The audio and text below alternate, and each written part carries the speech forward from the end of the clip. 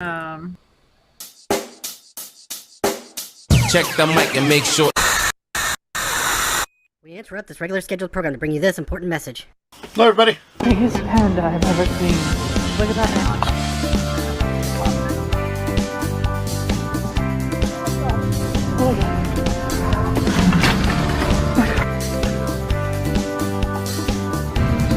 There's money on it!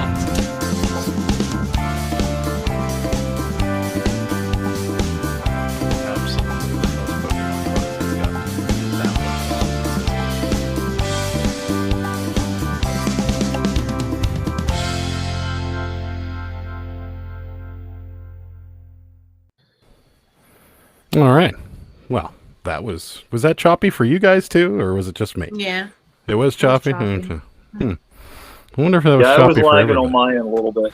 Yeah, I'm wondering what's going on here. This is the first stream that's actually on Facebook as well, so maybe that has something to do with it. But anyways, we're here with Jeff from eBay Addicts, and Hello, everybody. he's going to join us today, and we're going to chat about all things.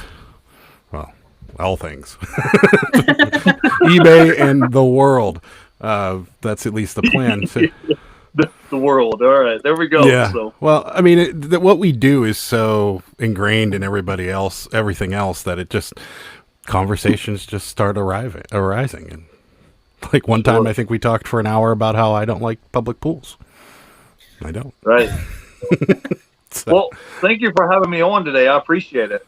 yeah, you're welcome. You were nice enough to have me on one of yours, and I'm like, well, we got to have you on. I mean, we're just Yeah, new might to as this well. whole live stream thing, so You'll, you know. you'll get the hang of it. It's fine. I've never lost a patient, so I think we'll be okay.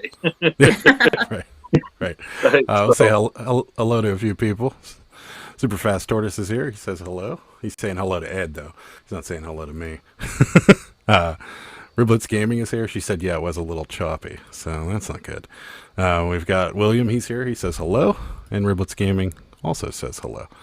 Then we got Larry. He's here saying hello. I switched stream, I guess, hosts or whatever to this restream, and there's a little bit of a learning curve and apparently some lag. So Fart Sack Jack is here. He says yo yo yo. So yeah. So you're a reseller based out of Florida, correct?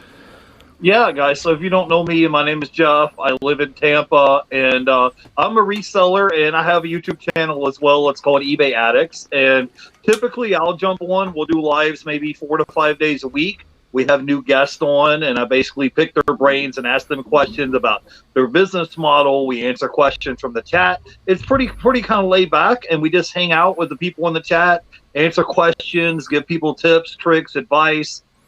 Things of that nature. And yeah, I'm a reseller in Tampa, but I also have a job that I work as well. So between my courier gig that I do, and then shooting YouTube videos, and then selling stuff on eBay. So those are my main sources of income.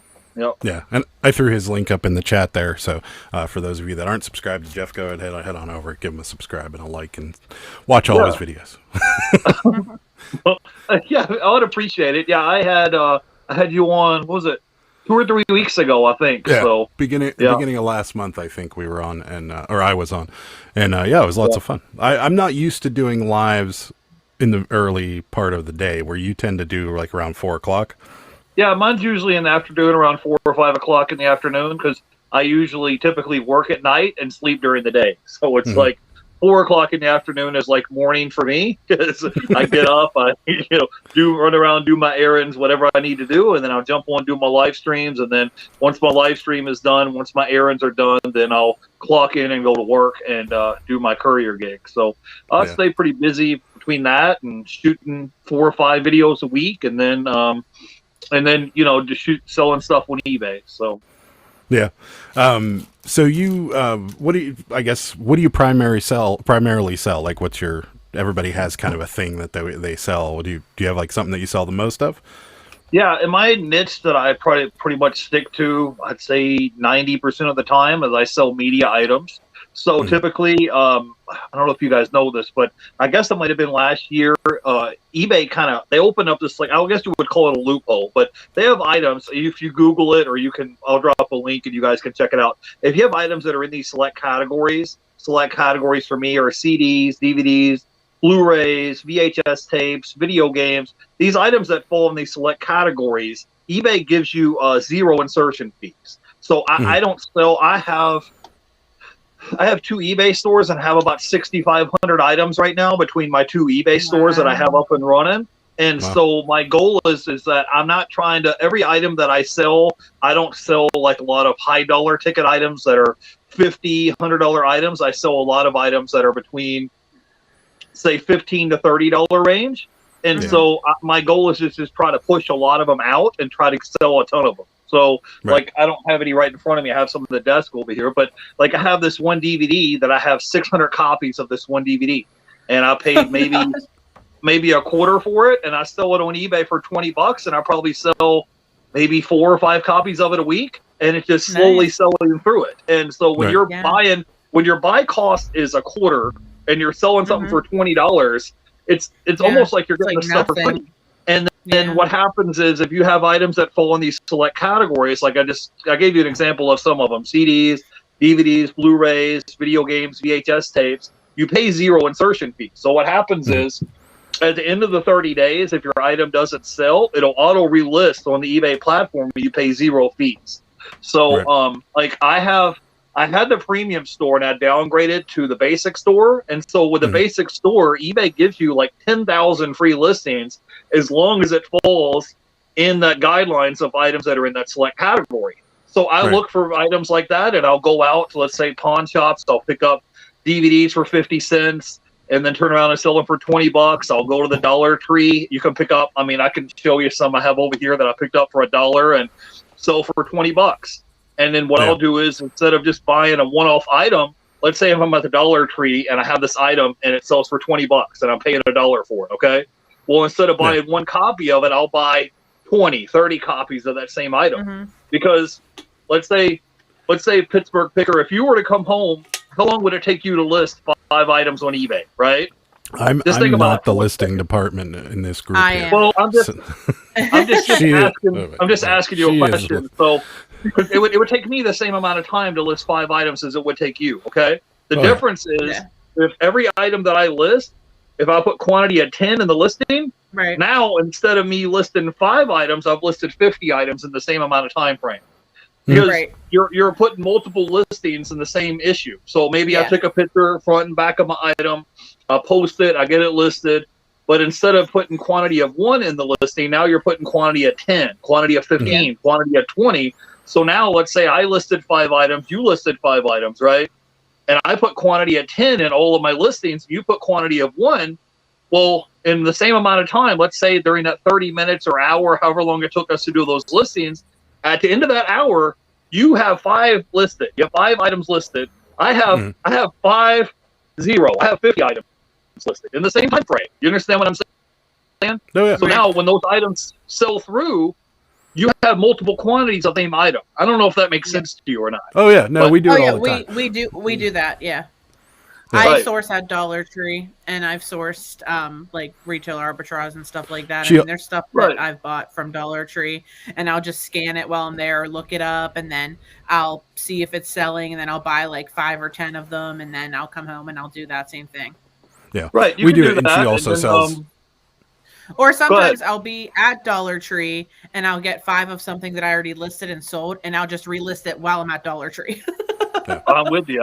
I do the same type of thing. And then, then you can buy stuff in bulk for, I have a big case sitting over here on the other side of my room, but let's say I buy a big case, let's say of 1,000 CDs. Okay. They're all brand new in the shrink wrap. I buy 1,000 of them, and I pay $400 and have them shipped to my door. So including the shipping and everything, my all-in cost is $400. Okay. I have 1,000 items brand new in the shrink wrap. My buy cost is 40 cents a piece. Okay. Now I'm turning around and selling them for anywhere from, maybe $12, $15, $20, $25. And my buy cost was less than 50 cents a piece. And that includes shipping right to your door. So that's pretty much my niche that I specialize in the most. Like I said, is probably at the moment is selling media items. and so I do a lot of that at the moment. Okay. Yeah, we do it with like she said, stuff that we source from Dollar Tree, and then she also sells Avon, and we sell that on eBay as well, and the same thing applies. Like there's this makeup remover cream or whatever, and it's people buy it like crazy. So we have a whole bin of it behind me, and it's just a revolving listing.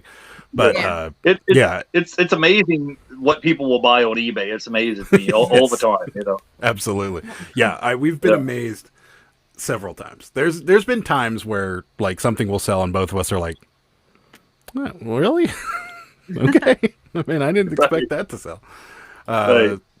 Fart Sack Jack is saying, howdy, Mr. Jeff. Hello. Ed said he went to your channel right before the live, after he got off to work. Rosie's here. She says hi. Thank you. Ed says, all about the small dollar items. Yeah, for sure. Everything all adds up. Like, let me explain something the way that I look at it. Okay. Let's say I go into the pawn shop, and let's say I buy 10 DVDs at the pawn shop for 50 cents a piece. So it's just hypothetical scenario, okay? I walk into the pawn shop, and Pittsburgh Picker, you walked into the thrift store right next door, okay? Now, you walked into the thrift store, you had your $5, and you took your $5 and you went into the thrift store and you bought a pair of shoes for $5, and you're going to sell them on eBay for $50, okay? Now, let's say I went to the pawn shop next door. I took my same $5 and I bought, let's say, 10 DVDs, okay? Now, they're all brand new in the shrink wrap. Now, let's say, hypothetically, I can sell each one of those 10 DVDs for $10 a piece, okay? So now my $5, that I took my $5, chopped it up into 50-cent increments. I came home with 10 items that I can sell on eBay. You came home with one item. Your one item that you're selling, $5 item, turns into $50. My 10 items that I have, right? Now I have 10 items. Maybe I sold mine for $10 a piece, and I sold 10 of them. Okay, so my $5 turned into $100. Your $5 turned into $50. So it's the same. It's the same money. It's the same concept. It's just like you're chopping it up into smaller bites. You know, when you were a kid, and you know your mom or your dad would make you like a little peanut butter and jelly sandwich, and then they would cut it up into little squares. Say, I'm extra hungry. Cut it up into smaller pieces. You know. So I remember when I was a kid, I always thought my mom would get more money back whenever she bought something, because she would pay with one piece of paper and get a bunch of pieces of metal and several pieces. I was very young. I pre-kindergarten, but I remember distinctly saying something like that to her. I'm like 18. that was like 6 years ago.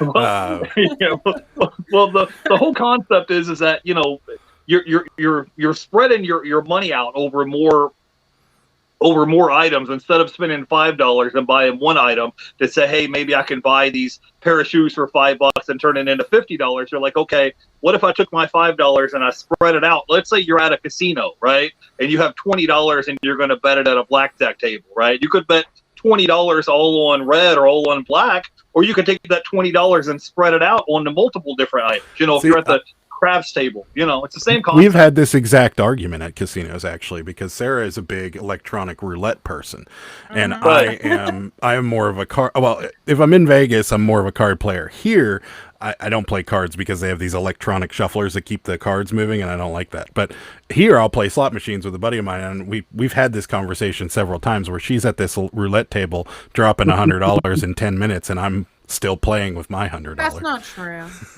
Well, it's just the way you look at it. I mean, I bought DVDs that I paid 50 cents for them, and then turn around and sell them for $100 because they were rare and they're out of print. They don't make them anymore. It's just like I bought video games in big lots and paid 50 cents for it, and 2 weeks later it sold for $200. So that's the thing. When you're buying stuff in big bulk lots, the people that selling you these lots, they're not going through every nook and cranny, checking the barcode of every single item. They're just moving big quantity of products. Go ahead. I didn't mean to miss questions in the chat. Go ahead. No, that's okay. Riblets Gaming asks, so do you sell new or are they all used?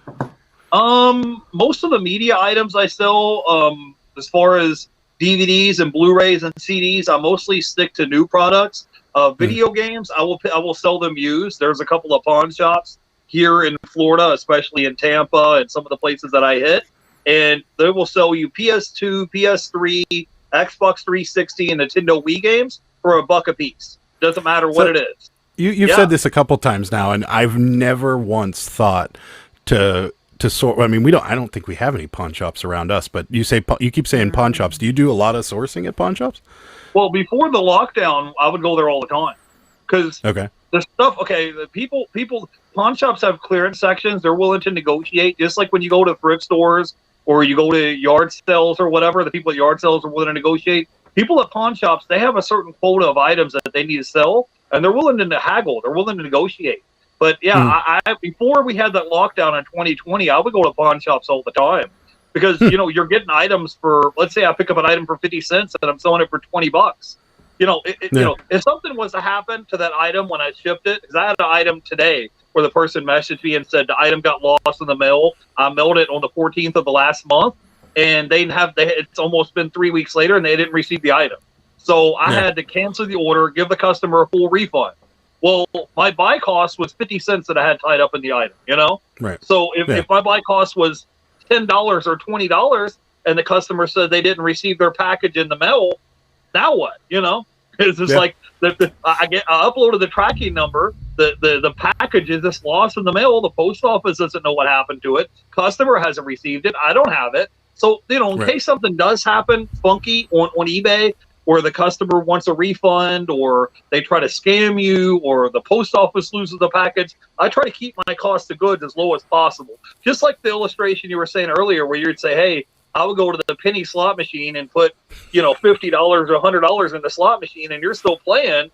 Whereas somebody else would say, okay, I'm going to go to the blackjack table and play $20 a hand at the blackjack table, and you're spending the same $100 at the blackjack table. It's just it's all in how you look at it. But if you go there, guys, I mean, I went there in a clearance. I have a clearance section there, and they were selling me bread makers for $1. I mean, there's stuff that's taking up space that they wanted to get rid of. Yeah. But man, I don't even know if there's one around here. I don't. There's one in the South Hills by my mom's house. If you pull, I'm sure if you live in that area, just pull your phone out and type in Google Maps and just type in pawn shops. Here in Tampa, there's probably, I don't know, 50, 60, 70. There's a ton in here. Yeah, and so I know there's a lot closer to, when you get closer to the city of Pittsburgh, you get a lot more. But out where we live, I feel like there's like none. I just looked it up. Yeah, but it certainly it would be. I mean, we've driven around places and then thought, well, we got to go somewhere else, and we would go to a thrift store or something like that. But I had never, for whatever reason, thought pawn shops, because when I think pawn shops, I think like jewelry, I think guns, and like really, really expensive things that people pawn. I would never think that anybody would bring like a stack of DVDs to a pawn shop. Well, the thing is that people have bills to pay and stuff happens all the time. People, have relative is sick, their transmission goes out on their car. That they, something happens all the time, and then all of a sudden they're like, well, my rent is due. You have to understand something, guys. Half the people in the country, did not count, just everybody in the country, you take out how many, what is there, 300 million people in the country? 50% of the people in the country make less than $35,000 a year. That's it. Right. They make less than $35,000 a year. So when your paycheck and you're bringing home $500-600 a week, and let's say your rent is $1,500 a month that you have to pay, and your take-home check is $500-600 a week, stuff happens. Your kid gets sick, it makes sense. You get a flat tire. So people take stuff. People that need cash right there on the spot, they'll take stuff up to the pawn shop and they'll sell stuff for pennies on the dollar. It's almost like when someone needs to sell their video games and they take it to Funko, if they take it to the game place or the video game store, knowing that they're going to get pennies on the dollar for their stuff. Yeah, it makes sense. I'm sure people are bringing in boxes of DVDs and things like that. But I'm going to say hello to a few people. SM Postcards here. He says I'm here, and he says hi all. You got a new subscriber in Super Fast Tortoise. Thank you. New name for me, the Happy Flipper, is here. Hi everyone, welcome to the channel. Hello. Sohani's here. She says hi all. Sarah, I think Sarah, did you get through all the Cabbage Patches? Are they all... I still have like a couple left. One's in the washing machine right now. Ed says, perfect example. In my case, I sell the majority of shoes. Yeah, he does sell. You do sell a lot of shoes. Rosie says, the one thing about smalls is space. It's easy for me to throw a pair of shoes in my shoe rack, but I only have 5 bins to hold the hard goods. Yeah, I could see that. Space, smalls are good for space. Rachel Strickland's here. Welcome, Rachel. Thanks for stopping by. We appreciate it. Let's see. SM Postcard says, agree. I don't lose sleep when I have to refund a postcard. I have pennies into it. Yeah. Right. You have the lowest cost of goods out there. Superfast Tortoise says, you keep saying 50 cents. Is this real money or is this figurative? Because the brain cannot tell. I'm talking about real money, guys. What I'm trying to explain to you is that when you buy stuff in bulk and you're getting stuff, like I said, for example, of 40 cents, 50 cents a piece, your cost of goods is very minimal. Okay. Yeah. And you have stuff that's brand new in the shrink wrap. Let's say, for example, with CDs, you have stuff that's new in the shrink wrap and they haven't made it in 20, 25, 30 years. It's discontinued. Okay. So when the customer is looking for this particular item and they can't find it at Walmart, they can't find it at Target, they can't find it at Best Buy, where are they going to get it from? You know, they're either going to go to eBay or Amazon and get it. And everything is about supply and demand. So guess what? This CD that I paid 40 cents for, I'm the only one on eBay that maybe has it listed. So now instead of listing for $15 to $20, now I'm listing it for $25, $30 because it's about supply and demand. And so I'm just using that as an example. I mean, you can go out right now and go to thrift stores and yard sales and different places, and you can get right now VHS tapes are extremely hot. If you guys that's are what out I was somewhere, actually just going to say. If you see VHS tapes that are new in the shrink wrap, and a lot of these places are selling them for a quarter, 50 cents, 75 cents. Irregardless, you don't even have to take time to scan the barcodes and look them up. If you can pick them up right now for 50 cents, $1, 75 cents, grab them and put them in the cart. They have this new crazy thing out right now where people are getting VHS tapes and they're getting them graded, just like how they have sports cards that are graded or whatever. People are getting these VHS tapes and they're sending them in and they're getting graded, and it's a crazy thing. Right. Can you imagine setting that thing on your shelf and saying, "Look at this! I have first edition Jurassic Park VHS." Right there. I paid $80 to get this thing inboxed and graded. Well, crazy. The thing is, you have to understand, you're having something that's, like I said, has been discontinued for 20, 25, 30 years. And everything when reselling the markets is all about supply and demand. So when you're getting stuff for a quarter, 50 cents, 75 cents, $1, most of the time it's usually 50 cents. If I'm out somewhere there's a mom and pop thrift store that I go to around the corner that's like a church thrift store, and they'll fill a bag for $2 and as many VHS tapes, as much stuff as you can fit in this bag for $2. They have a limited amount of space. They have to move product, so if you're out in these places, you can find some deals as long as you're willing to hustle and you're willing to look for them. What I've been doing, like I said, because I don't like having, I can't hardly breathe wearing a mask. I just can't. I'll get like 5-10 minutes and then that's it. I can't, I feel like Darth Vader, I feel like I can't breathe wearing a mask. So anymore lately, I'd say probably 75-80% of the time I've been buying stuff in bulk and having it shipped to my house.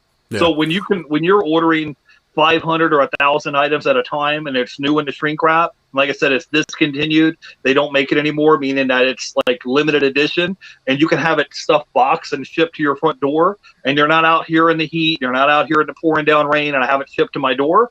Then all I'm doing is just putting it in a 6x9 padded envelope, putting a barcode on it, and drop it in the mailbox. Like that's just I've been targeting more of my business model ever since we had that lockdown. Yeah, Sarah does that with Cabbage Patches. She orders bulk on eBay and shopgoodwill.com. Riblet says, I can't imagine the pawn shops here doing that. They seem expensive here. Yeah, I would assume that's how it would be in our neck of the woods too, but we never went in.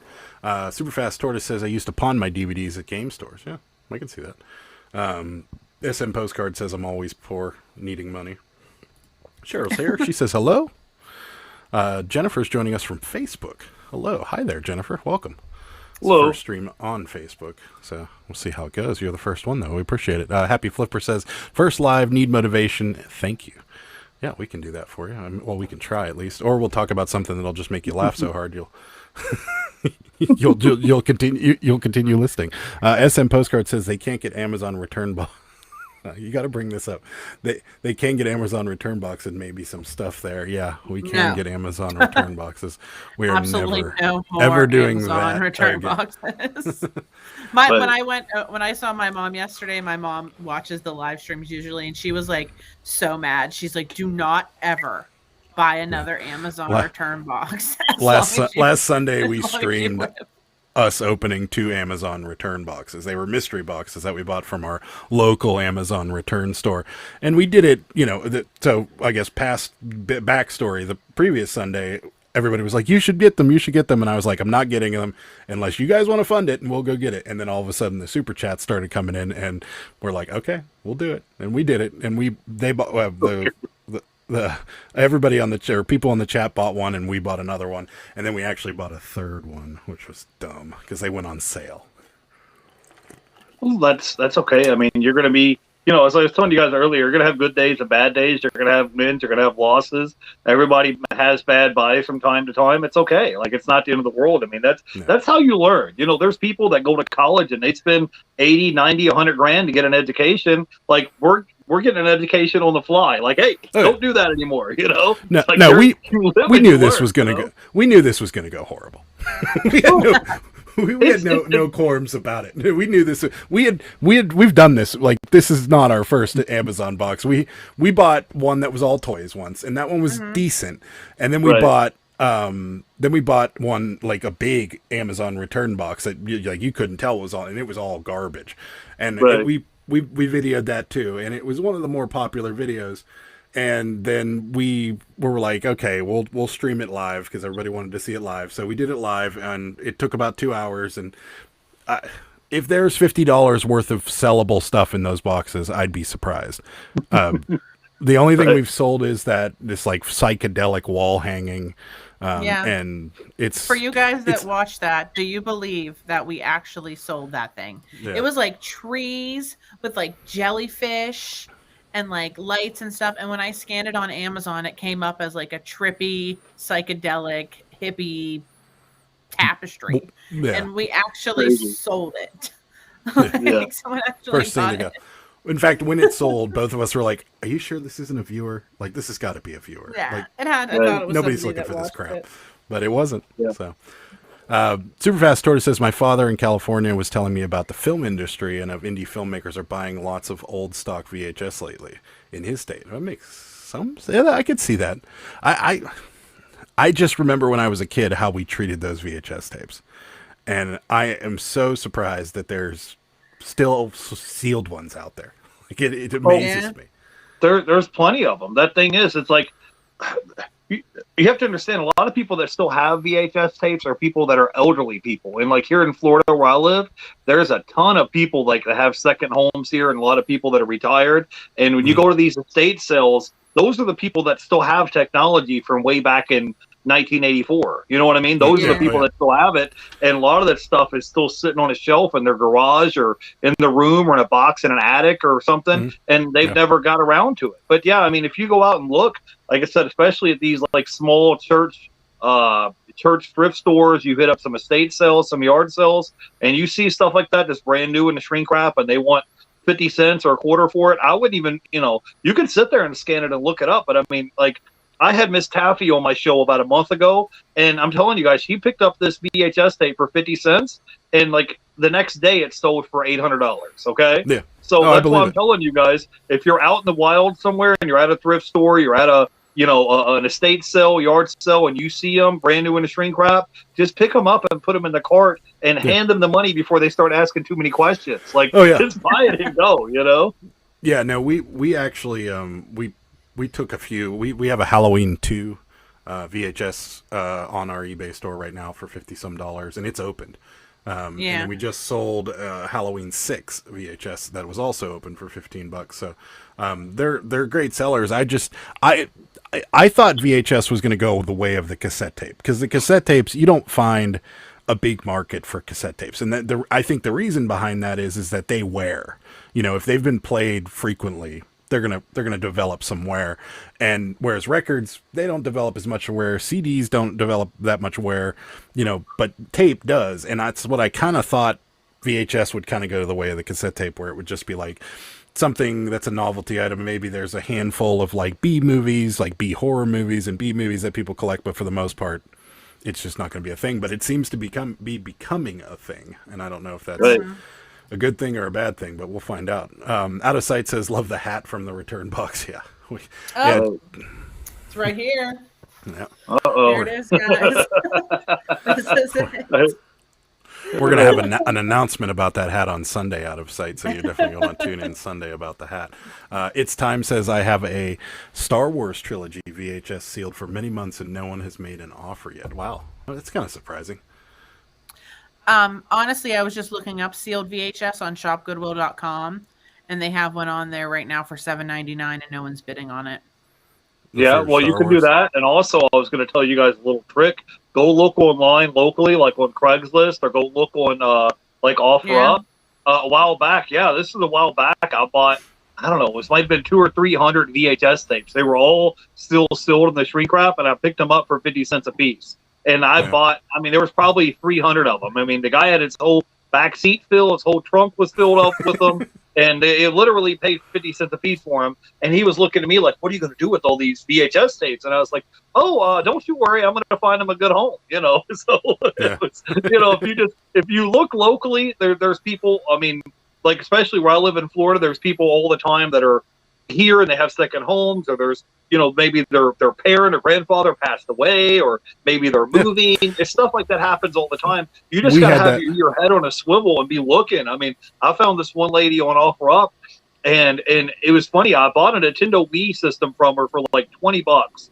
And then like a week later, I messaged her and she had like 200 DVDs that were sealed in the shrink wrap. And she was like, oh, yeah, I remember you. You're Jeff. Of course, I didn't tell her that I was Jeff from eBay Addicts. I just told her my name was Jeff, you know. Because if you tell them, it's almost like if you tell them, they think, oh, now you have a black belt in reselling. They're like, we got to watch out for this guy. You know? I've gotten both sides of that story, because we had a similar experience where we went into an estate sale and they had like almost a whole room. Well, they had a room with a TV on it and then just shelves surrounding the room of VHS tapes, and they got picked through and people pulled out all the sealed ones and such. But those people were their son knew who I was and was like, he's on YouTube, and they really liked it, and they kind of embraced it, and we actually went back a second and a third time to pick through that house. Oh, really? And videoed it both times, and they were really, really cool about it. They didn't even care, because we took a sealed Cabbage Patch, original Cabbage Patch, out of there and sold it for $125. Well, and we bought it for $20, and she was like, how much did you sell that for? And I told her, and she was like, that's awesome, I'm so happy. Yeah, well, the reason why I'm bringing that up is that you want to have, like, the thing about reselling is that you're building up relationships with people where, hey, a week or so later, this person has more stuff, and you could go buy more stuff from them. That's what I was trying to say with the story is that, you know, you build up relationships with people, and they'll cut you a deal. You know, earlier you were talking about, you know, I would go to pawn shops so often before we had this lockdown, and they would see me come in, and literally the manager went into the back room, and he had 2 big boxes of DVDs, and he knew what I wanted, and he had 2 big boxes of DVDs that were in the back room that nobody else had access to but the employees, and pulled them out of the back room and brought them into the showroom floor and put them on the floor for me. And then I went through them like a kid in a candy store, sourcing through stuff, and just started stacking them up here and had me a big pile of them. So, I mean, when people know who you are and they know what you do and they know what you're looking for, you know, they're willing to work with you on deals. And once you start building up rapport and you start building up relationships with people, you know, it gets easier and easier to look for inventory when you have repeat customers, so to speak, you know? Oh yeah, for sure. Yeah, we have a couple of those, and it's definitely worth it. Ed says the reactions, he's talking about the Amazon Live, the reactions were worth the investment. SM Postcard says best live ever. It was funny. We actually rewatched it after, and I never watch any of our lives. Like we very seldom watch it, and we rewatched it, and both of us kind of giggled. Rosie is wondering how long the bubble will last with VHS, and I am too. That could be a big one, or you know, it could just fizzle after a while. Superfast Tortoise has a question for you. How much, for us, how much did the acid trip wall hanging sign for? Did it make a dent in the box? I think $13, but it was free shipping. It was free shipping, yeah. It barely weighed anything, so we probably made like $6 on it. To answer your question, Superfast Horse, no, it did not make a dent in the box. Hey, I want to give a shout out real quick to the Drake County Picker. Is that correct? I just saw you in the chat. I just want to let you know I subscribed to your YouTube channel the other day. I think I saw you. You were a guest on with Johnny Cajun Roots Reseller, and I saw you on Instagram the other day, and I went and subscribed to your YouTube channel. And I also subscribed to Ed, the reselling writer, and Rachel Strickland. So it's important that we support each other in the community, guys. Oh yeah, are you talking about this guy right here under here saying hello, everyone? Dark County.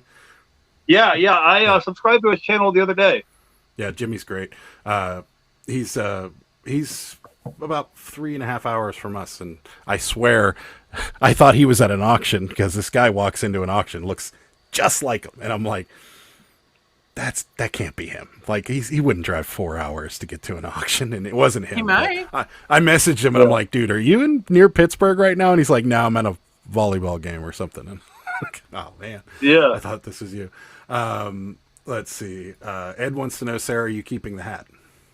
I mean, my mom was asking about it. She's like, now, what kind of hat is that? Because my mom loves a good sun hat. We're gonna talk about that hat next Sunday. Next Sunday, Ed. So tune in next Sunday. I hate this hat, to be honest with you. Rachel says they aren't all gold. I imagine she's talking about. Oh yeah, she is. Rachel says they aren't.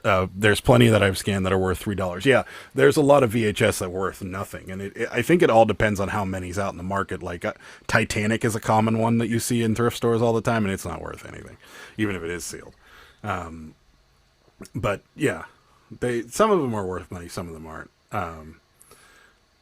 Going through all this. There we go. We got another question.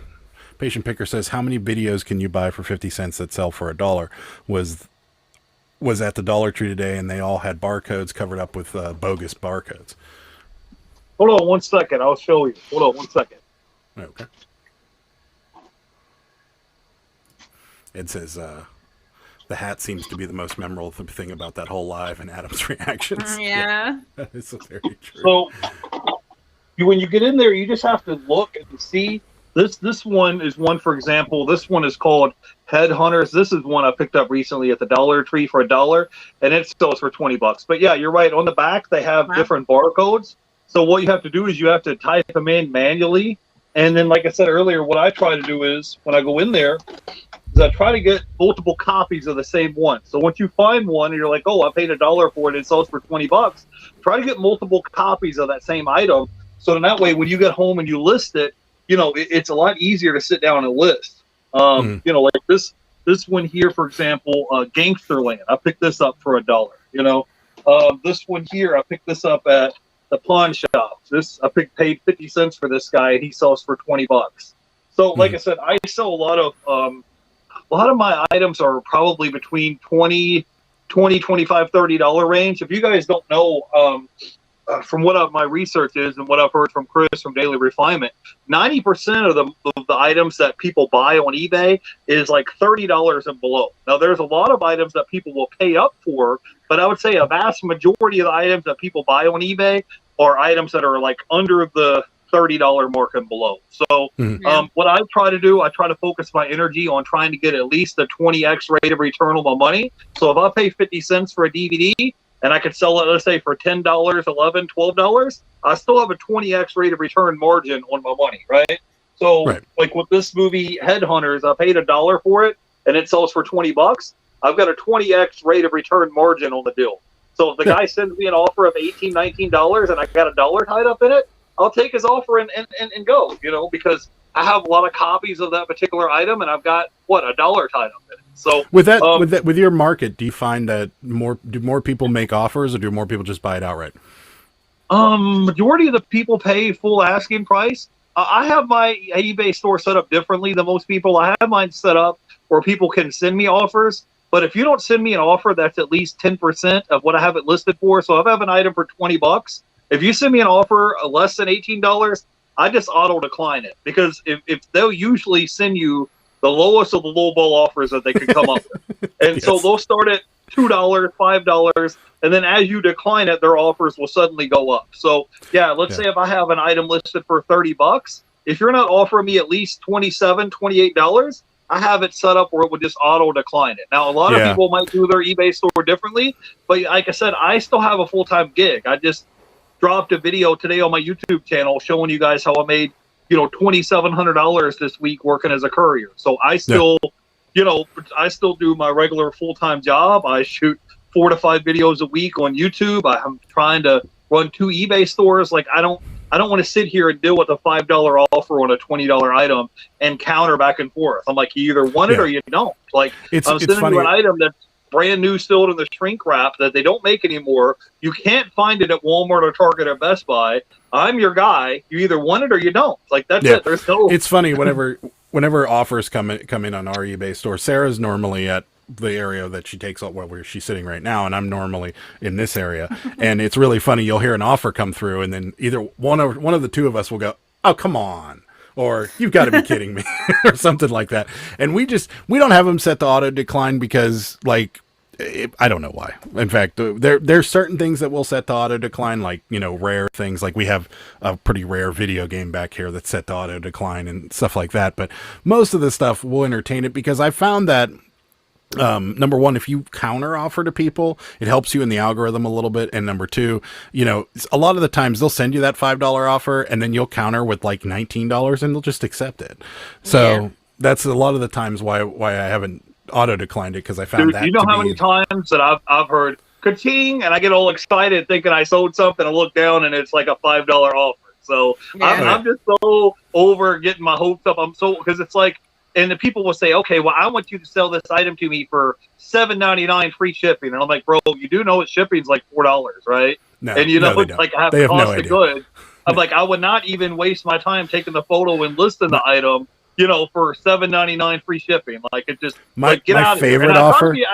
I try to be a nice guy, but it's like when you keep coming at me and sending me these lowball offers, I'm you're literally wasting my time when I could be out here hustling, making $400, $500, $600 a day, and this guy's sending me a $7.99 offer free shipping. I'm like, sometimes I want to throw my phone out the window. You know how it is. My favorite offer is always, thing, my favorite offer is always where you're asking like $15 for something.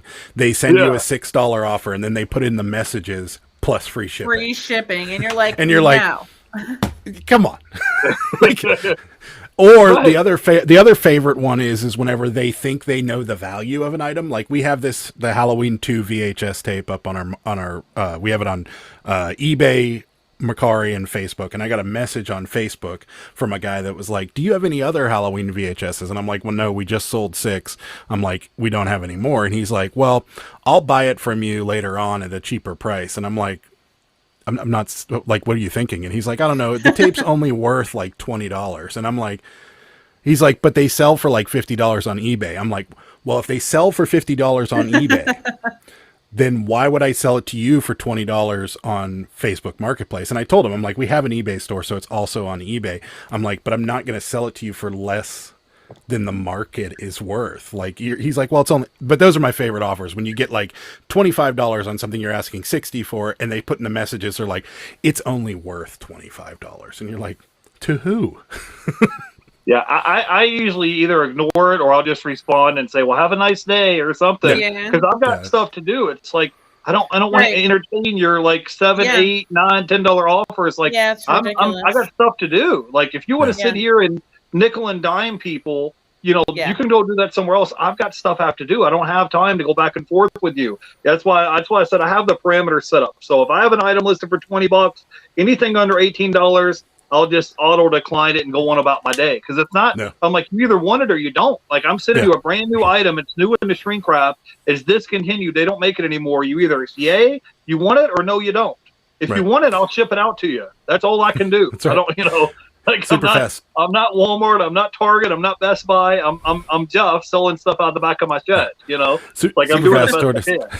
We say that all the time. We're like, we're not Walmart, and like they we have these Spider-Man Valentines on right now, and somebody bought them, and then they sent us a message right afterwards, and they're like, "I'm going to pay next Friday, so not tomorrow, but the week after." Yeah, and I'm like, She's like, can you do that? I'm like, actually, I can't for two reasons. One, I'm not holding them that long. And two, eBay's just going to cancel the order after 4 days anyways.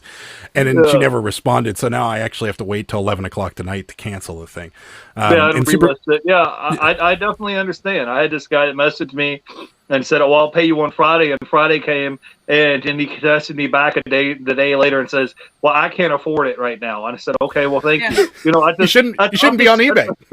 Right. You shouldn't. I'm like, if this $15 DVD is going to, like, you know, make or break your rent or make or break the money you have set aside to buy groceries or put gas in your gas tank, then don't do it. You know, you shouldn't be even on the website looking at things. Like last Sunday, I said the Squishmallow can wait. You don't need to break. You know, if it's a choice of getting food or buying a Squishmallow on eBay, get the food. The Squishmallow can wait. And it's just, it doesn't have, we get it all the time where people are like, oh, can I pay you on Thursday? I have to go to the ATM to put money in. And Sarah, the one time we got that exact message, can I pay you on Thursday? It was Monday.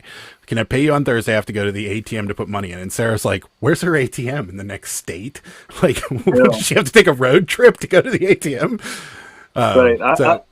I definitely have been there a couple of times, so I know what you're saying. Superfast Tortoise thinks he's a comedian. Titanic is a sinking investment on VHS. That's super funny, dude. Pamela says hi. Welcome, Pamela. Thanks for stopping by. Cheryl's the baby cat. Cheryl says, I peel off the barcode and pick up a couple at the dollar store worth $20. Yeah, I've peeled off the barcode at several places. Yeah. Yeah, Sarah's I told best you guys, friend if is you go out and hunt for deals, you'll find them. Hi, Tina Bina. I just ordered 2 sweatshirts and a T-shirt off Victoria's Secret today, Tina Bina. And Pamela, true to form, hit that like button, guys. Yeah, guys, hit that like button for her. We really appreciate it. And Pamela is also a new subscriber to you now there, Jeff. Oh, well, thank you. I appreciate it. Yeah, I have about 4,600 subscribers, and my goal is to try to hit 5,000 by the end of the year. So it's just, YouTube is one of those things where you just have to keep plugging at it and you have to keep making content, and then maybe one day in the future, 5-10 years down the road, your channel will pick up enough steam and take off. I went to a live stream yesterday and I was talking with Harry Tornado, and it's like crazy to me that he would post one video and he made like $3,000 in ad revenue from one video, and I post on my YouTube channel and it's like I might make $100-200 for the whole month. It's like, his one video makes more money than what I make the whole year. So it's there's different levels to it, and if you have a YouTube channel, you don't start a YouTube channel thinking that you're going to make 10 grand, 20 grand a month, because it's not really realistic. There's a small, I did. No, I did. There's a very small minority of people that actually make decent money on YouTube. Majority of the people are just doing something that they're passionate about. I do it because I get to be in a community and video to hang out with like-minded people. And so when I have new guests on my channel every week, it's almost like I'm getting like one-on-one coaching, almost like I'm getting like, get to hang out with some of my favorite people, but then I get to pick their brains and ask them questions and then try to implement some of the stuff they do in their business model and learn stuff myself, Yeah, that's what we do too, and we love the community and everybody that's always been super great. You're a new subscriber to Rachel's channel, and if she's still here, Rachel's helped us out on several occasions with things that we just don't know enough about, and she does some really good authenticating of designer products, and that's helped us out a lot, along with Ed's excuse me, everybody on the channel helps, but Ed has kind of pointed us into the cross-listing platform, and if it wasn't for all these people, SM Postcards, I look for postcards everywhere I go now because of him. I mean, he showed how you can turn a profit selling something that is very small and easy to ship. So yeah, we love everybody in the community that has helped us out, and we've had viewers that have called us and been like, hey, I got this. The one of Sohani on here, she sold us a whole big old box of Cabbage Patches. So it's great. It's one of the best things I've ever done, and I will continue to say it. I am still surprised, though, that people want to watch me. That always gets me. SM Postcard says he'll trade an Amazon box for a DVD. Yeah, that's about all it's worth, too. Sarah, your mom's here. She says, know. Hello, Adam and Sarah Beth, her. I'm watching. There's mom of the doll person in the house. NC Picker's here. He's saying hello to his wife. I know. I saw that. I was like, that's funny. Let's see. We got a question. Does it look bad for the seller if they make 50 million changes on a listing? Does it look bad? Do people even look at that, or is it just me? I mean, I don't think they can even see it if you revise an item many times, unless you've got watchers, like a lot of watchers. I don't even know that they'd notice. Yeah, I don't think they would really notice. Sometimes, occasionally, I'll be in a hurry listing items, and sometimes I'll accidentally put an item for free shipping or something, and then I'll look and I'm like, oh, I've got 2 watchers on this item that I'm selling for $14.99. Somehow or another, I must have accidentally hit free shipping, and then I would just go back and revise it and then charge the customer shipping. Media mail, it was $2.89. I think it just went up to $3.19 or something. So media mail shipping is not very expensive, and most of my items, like I said, I ship media mail, so it's easy. They all fit in a 6x9 padded envelope. Slap a barcode on them, drop in the mailbox, and you're through. It's quick, it's simple, it's easy. I try to make it as easy and thankless as possible. Yeah, I agree. Yeah, and I really don't think they could see the changes unless it's something major. But eBay also will lock you out from making changes at some point, because if you have a bunch of watchers, or especially if you have an auction going, if you have an auction and there's a bid on it and you want to go ahead and change the shipping or change the anything on it, it won't let you do it. So you'd actually have to end the listing and then revise and then put it back on. So to answer your question, the Happy Flipper, I don't think it really matters. I don't think anybody will notice, but they will stop you and they will lock out certain things that you can't change after a while.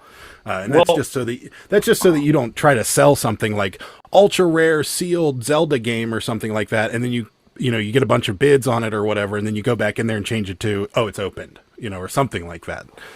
So so I don't think it would really matter at all.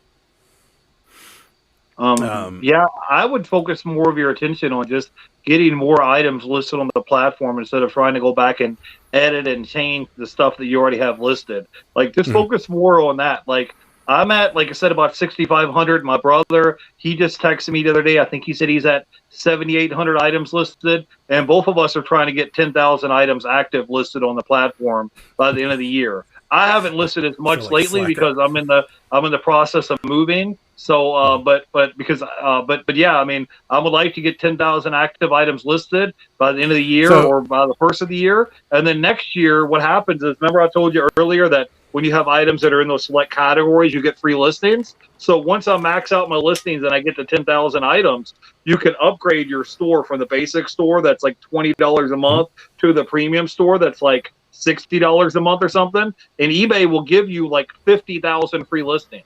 So eventually my goal is I would like to max out those 50,000 listings up. And you have to think, it's not going to happen overnight. It's going to take some time.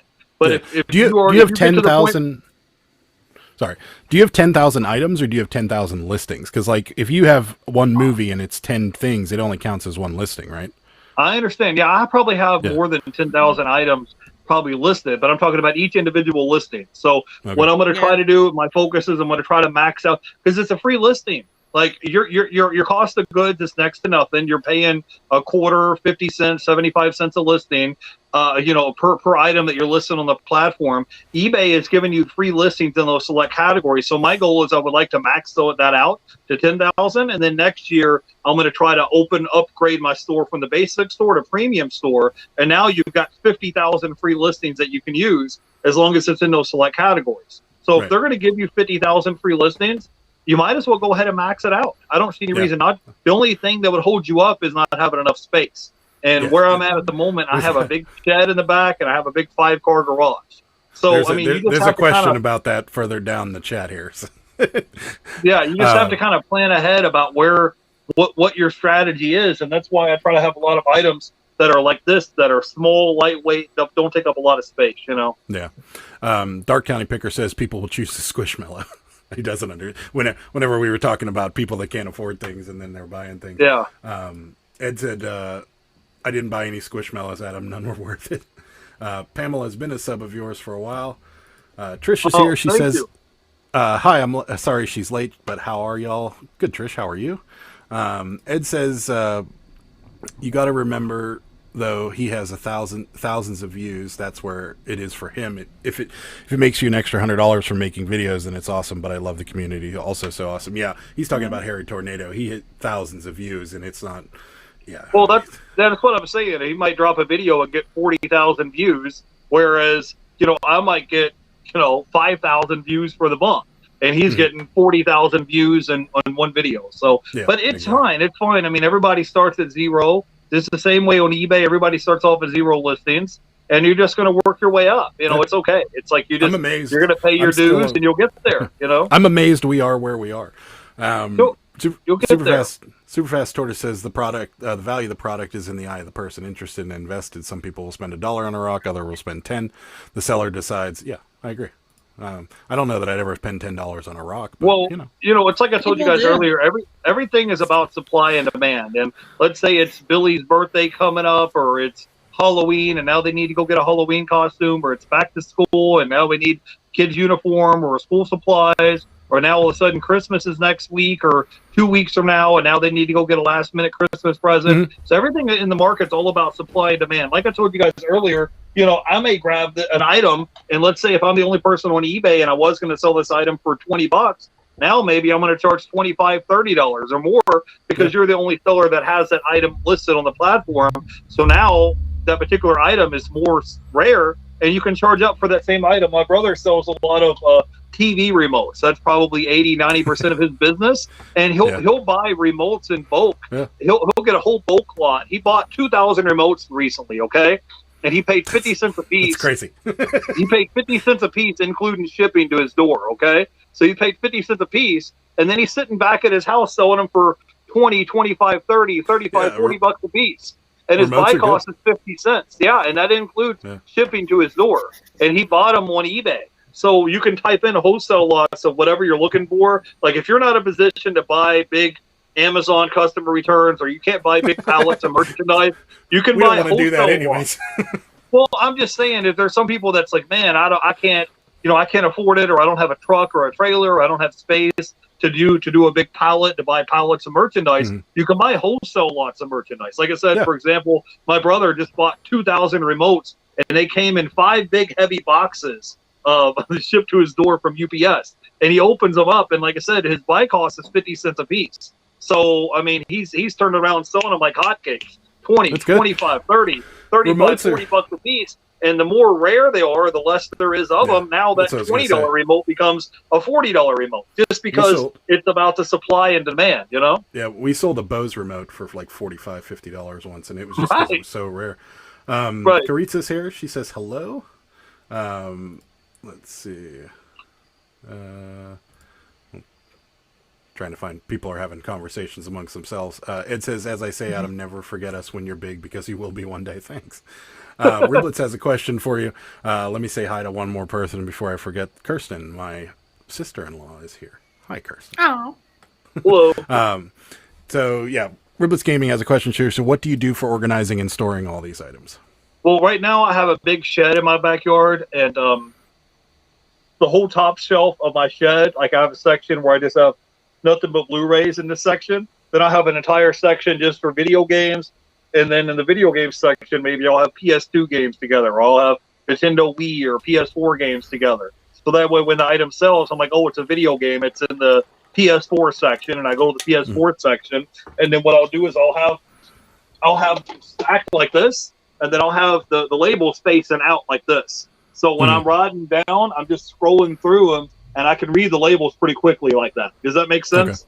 Okay. Yeah. And then if it's like, okay, then I just pick up the whole pile, move it over, and then I'll grab the next pile of stuff like this, and then I'll have the whole barcodes will be facing out, so that way I can read the labels of what the title is. And so when you're pulling orders, I just scroll through it and say, okay, one of those, I need one of those, grab it, pull it, box it up, ship it. It doesn't take that long, but that's probably my least favorite thing I like about reselling is pulling orders. It's like the least thing.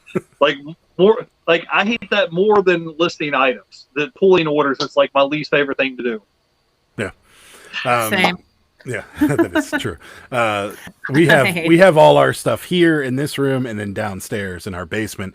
And every time I have to pull something from the basement, I get a little pouty about it because I don't want to go down there and pool of stuff. Which is like never, only if I'm not home. He's like, I have to go down to the basement. Do you know how many times I go down to the basement every day? I totally feel you. Yeah, sure.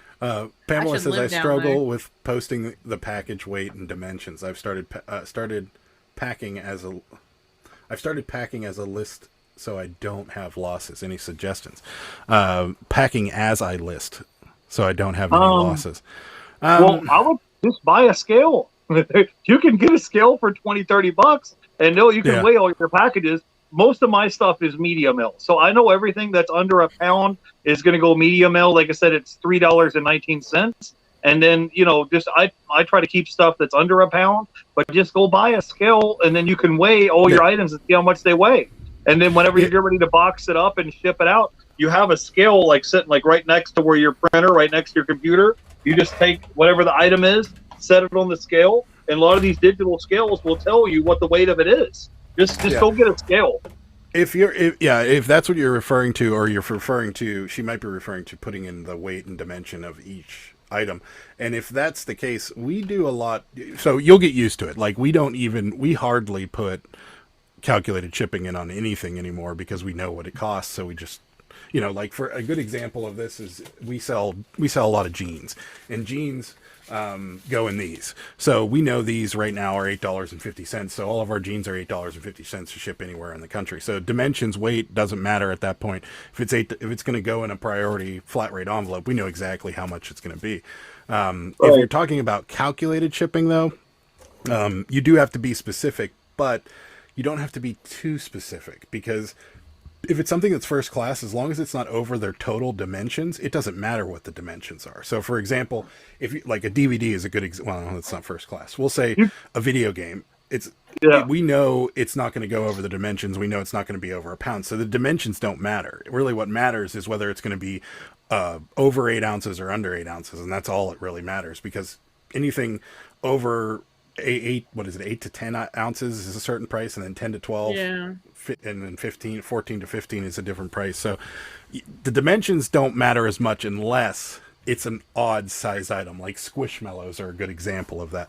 These are all odd size items, and they tend to go for a little higher amount. But I think that's what you were asking, Pamela. If it wasn't, re-comment and let me know. But you got some help from the chat, it looks like, too. Rachel Strickland says some people spend $35 on a potato chip. We saw that. Yeah, I saw it was up to like $27 before, and I said to Adam, I said, that is it. I said, I'm going and getting a bag of potato chips and getting a freak one and taking a picture of it and putting it on auction.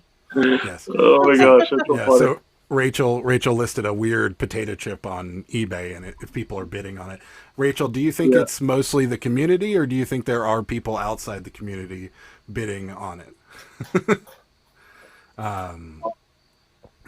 You know how it goes. You know how it goes.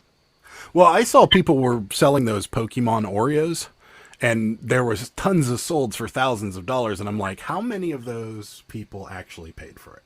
Like I saw those Pokemon Oreos. I know the one you're talking about. I saw those. Yeah, people were paying big money for like the Charizard and stuff. It's crazy. I'm at 150 on basic, working on the next level to get free supplies. Yeah, the free supplies are nice. They give you a shipping coupon. They call it free supplies, but you're actually you're still paying for it technically. But yeah, they give you a coupon code every quarter, every 3 months. They give you a coupon code, and if you have the basic store, it's like $20 or something towards shipping supplies.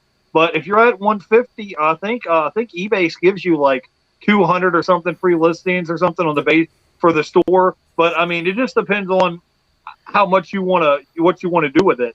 If you're going to go hard and you're going to go heavy, I mean, I'll tell you guys this, I don't really post my numbers because I try to make my YouTube channel about promoting other people, but I make enough money on eBay to pay all my bills, guys. I make enough money where I can pay my rent, I pay my cell phone bill, I pay my light bill, car insurance, just about every bill that I have gets paid through eBay. So if you're on the fence about it, I would just go ahead and pay the $20 a month and upgrade and get the basic store, because when you have a basic store, your whole idea of doing it is you want people to be able to save your store, and you want to have repeat buyers that come back to your store and buy stuff again. So let's say if I'm in a niche and I'm selling Blu-rays or DVDs or video games, let's say I sold a Blu-ray. Well, guess what? That guy who wants to buy another Blu-ray, there's a good chance 2 weeks later or a month later, I'll have some in stock for him to buy. It's the same thing, whether it's video games or electronics or whatever, but the whole idea is for you to start having repeat customers and generate more sales. For sure, yeah. I would recommend getting a store as well. If it's in the budget, if it's not in your budget, certainly don't. It's like $21. I would go ahead and do it because they're going to take it out of your. Yeah, it's like $21.99 or something. I would go ahead and just do it because, I mean, if you're at $150, just think about when your store has 1,000 items. You might as well. If you're on the fence about it, I would go ahead and do it. I mean, it's $20 a month. You spend $21 a month and you get $25 in back in free shipping supplies, and you can order, eBay tape or, eBay boxes or poly mailers or whatever it is that you want to order. So you do get a little bit of it back. It is. There's benefits of having an eBay store versus not. So if you're on the fence and you want to be able to make a full-time income, there's guys that make over $100,000 a year just full-time as eBay sellers. I'm not one of them. I focus more of my attention on other projects. I mean, I sell enough money on stuff on eBay to pay all my bills every month. So if you're on the fence and you're like, I don't know if I should do it or not, it's like $21. I would go ahead and just get the eBay store, and your store is going to grow and expand over time. And so I would go ahead and just do it. I mean, we're already in fourth quarter. My sales and offers have been picking up as soon as fourth quarter hit, October 1st. I don't know about you guys, but my sales have been picking up. You guys had more sales? We picked up. We picked up. We noticed it on the weekends because our weekends were garbage, and we weren't having a lot of real, like, Saturday afternoon and Saturday evening was just kind of fizzling, and Friday afternoon and Friday evenings were kind of fizzling. But last week we shot up.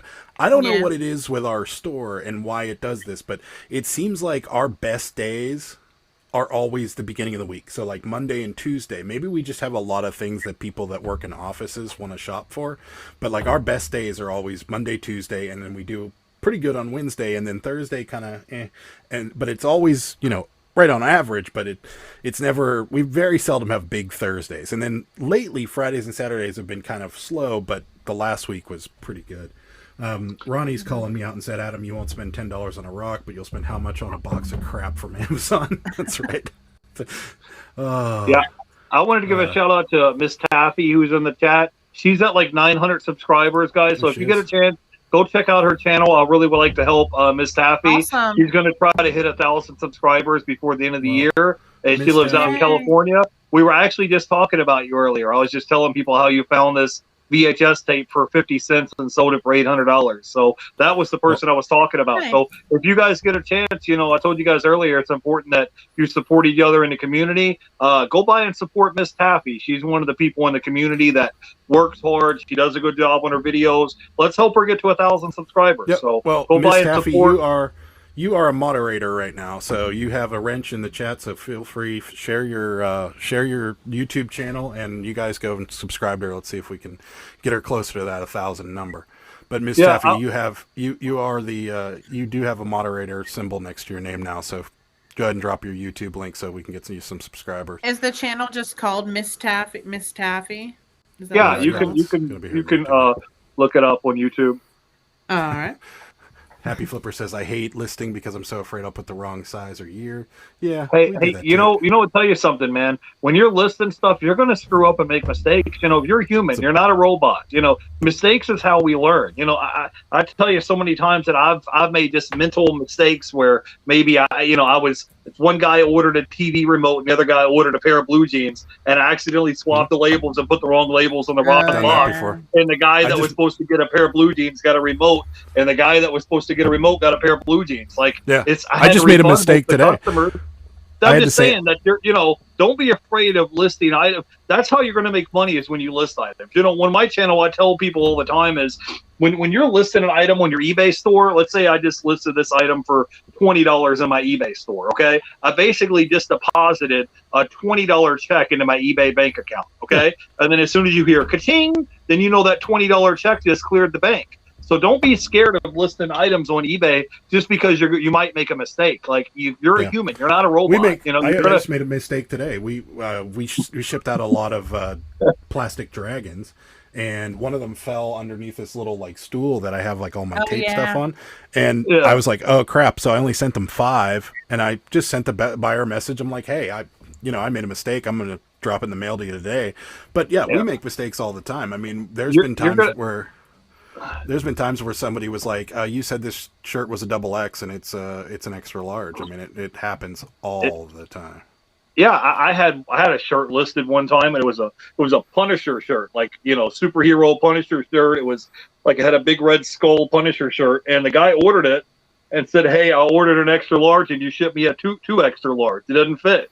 So instead of me paying to have it returned shipped back to me, I just gave the guy a refund and went on about my day. But a reason why I'm saying that, guys, is because there's a lot of people that make a full-time income just from reselling that pay all their bills. And so if you woke up every month and you knew your rent was paid, you knew your car payment was paid, you knew your cell phone bill was paid every month through reselling, like don't be afraid to list items. Like that's the only way you're going to make money, and that's the only way you're going to learn is from screwing up and making mistakes. Like it's like when you were a kid and your mom and dad said, "Now don't you put your hand on that stove is hot," and you still did it anyways. But after they let you burn your hand, you didn't do it again. Like that's just part of life. You're gonna screw up. You're gonna make mistakes, but that's how you learn. Like everybody goes through it. So don't be afraid to list items. Just go ahead and list the item, and then if you make a mistake, you learn from it and move on. It's gonna be okay. It's gonna be all right. We're full time at it, and our bills are all that we pay our bills doing this. This is our living, and that's what we do. I mean, trust me, although people think because we're monetized on YouTube, we're making a fortune, we are not. And it's our primary business is eBay, and that's just how it goes. Robots Gaming says we have a crap ton of those cookies at our Walmart. Well, take a look at sold comps on them, but I don't know if people are actually paying for them. Yeah. It's the rare ones. So like I'm sure that like the Charizard one is the expensive one and stuff like that, but rare Oreos. Well, they're Pokemon Oreos, and they have the Pokemon. They have like a Charizard on the back of them, or a Pikachu or something. I understand this. So like, but you know how these people are. So like, are there not Charizards in every Oreo pack? I'm assuming no, but I don't know the answer to that. I haven't had one. I've looked every time we've gotten because I thought, like Rachel thought, but to put the potato chip on there, if there was a bag of them in there and I pulled a Charizard Oreo out there, it was going right on eBay. And so I was going to give it a whirl. And if they didn't pay, they didn't pay. But at least it would, I mean, what, you talk cost of goods. What does it cost? It costs $2.36 for a bag of Oreos. And so I got 3 pennies into this one Oreo. And if they don't pay, you just eat it. That's right. I'll eat it live on YouTube. Cheryl says I have the Oreos that taste like Oreos. All right, Ed, we are jealous of your eBay tape. Ed said I got that holiday eBay tape. Awesome. It's way better than the eBay tape design. We got some people saying hi to Miss Taffy. We've got. I just subscribed to Miss Taffy also. Thank you. You're welcome. Flipper says I definitely have the inventory to go to the next level. I plan on doing it when I get 250. Nice. You'll get there for sure. You do get a $25 coupon every quarter. That's correct. Do we get ours so we can get some tape? We should have at the beginning of October, right? So, yeah. I'm assuming we do. So we can get the fancy tape. Like we can be like Ed and get the fancy tape. Happy Flipper. I got another cat. Advice. This is the incentive I really needed. That's great. We're happy about that. And Miss Taffy saying hi to you. Everybody's saying hi to Miss Taffy. Here's Miss Taffy's link. Here's Miss Taffy's link if nobody caught it. Her channel looks good. I'm going to watch some videos after this. I don't know, Ed, what are you sharing here? YouTube channel. I think this is yours, Jeff. But I'm not sure. Yeah, I got a bunch of people subbing to you, Miss Taffy, so yay. There we go. Ed, you want to explain yourself? He said, what is the SKU section? Don't laugh at me, y'all. The SKU section on eBay is a customizable field that the buyer cannot see. So if you put SKU, like if you look behind me, there's all these black shelves up here, and they all have letters underneath them. So in our SKU section, we list a pair of jeans, and it says A in the SKU section. We know it's in shelf A, which is back over there in the far left-hand corner, and Sarah has bins down here that are labeled B1 through whatever number.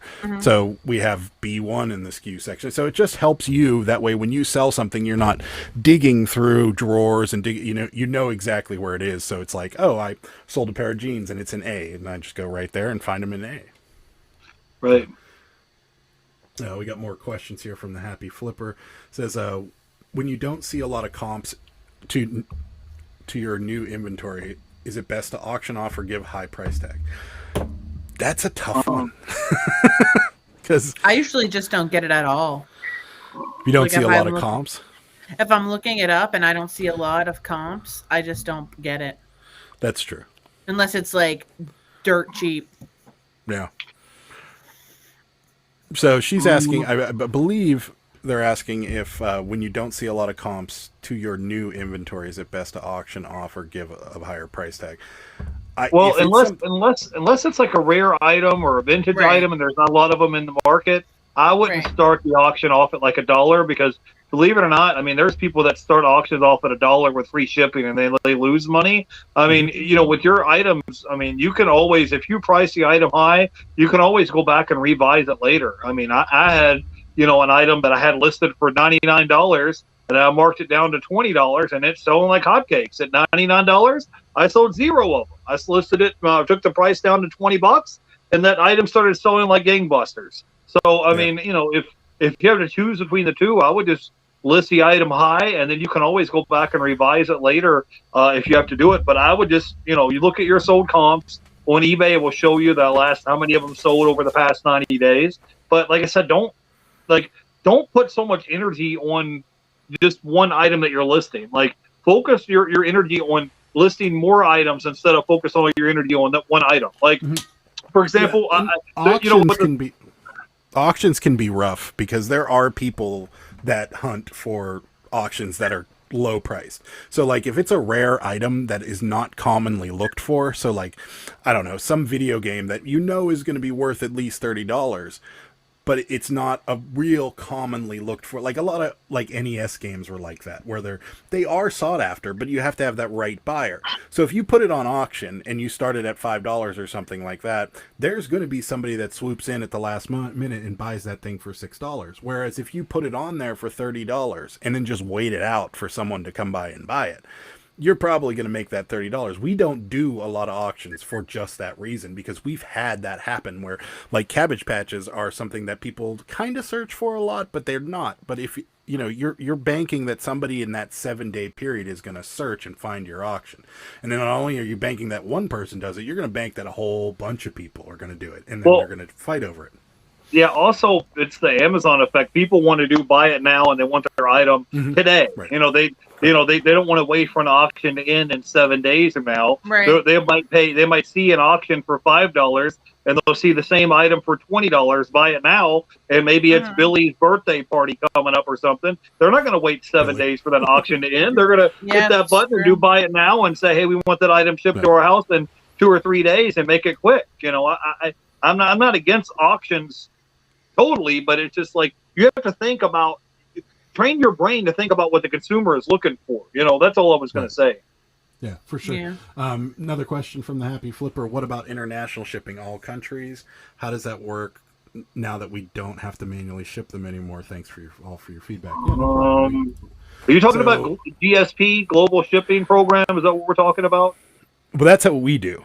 We don't do, because there's the international shipping program that eBay uses that is just their shipping program, which is essentially GSP, but you charge just a set amount and you ship it to the same place.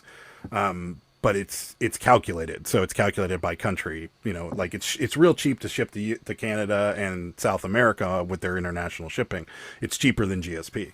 But if you're talking, what we do is all of ours are on eBay's global shipping program because we don't want the hassle. Like it's way too much of a hassle to fill out all the what is it, the declaration, the declarations and the internet customs forms and stuff like that. It's so much easier to just put it in a box, ship it to Kentucky, and be done with it. And then once it leaves Kentucky and goes somewhere else, it's insured. So if it breaks, because we had a lady in Indonesia or something like that, they chucked a package onto her concrete porch and shattered it, and eBay covered it because it was not their fault. So if I were you, if you're going to do international shipping, use the global shipping program, and they have set countries that they ship to and so forth. You don't need to even be bothered with it. You just turn it on and be done with it. Yeah, I agree. I would do the global shipping program, and because you'll get messages from people that, hey, well, do you ship to Hong Kong? I had somebody the other day, they said, do you ship to Australia? And I said, well, normally I do, but right now I don't, because in Australia they have the whole lockdown thing going on, and you can't even ship packages in right now. You can, because we just shipped. I don't think so. We just shipped all those clothes to Australia. I just tried yesterday, and they wouldn't take it. I was trying to ship a DVD yesterday, and the post office wouldn't let me do it. I went in there specifically to make sure, and they said, sorry, we're shut down. We won't let you do it. Yeah. Maybe we'll let you do it on the website, but I couldn't do it at the post office. Do you use global shipping program? I did. They sent an email out. The global shipping program sent an email out saying it was stopped. Yeah, they shut it down to Australia temporarily. But yeah, GSP is way a lot easier, the global shipping program, because once that item gets shipped to Kentucky, it's out of your hands. You don't have to worry about it. They take everything. Yeah. They have a big, huge warehouse, and they take it over from there. Yeah, for sure. Miss Taffy says she appreciates everybody, so we appreciate we appreciate you, Miss Taffy. For sure. Yeah, I agree with Ed. Ed's talking about the Happy Flippers question about comps. Do more research. Most of the time, it's not worth anything at all if there's no comps. Yeah, unless you know it's super rare. Yeah. And Trish, thank you. She has tubs that are labeled, and now she knows what the SKU is for. SM Postcard says something. If I click on it, there we go.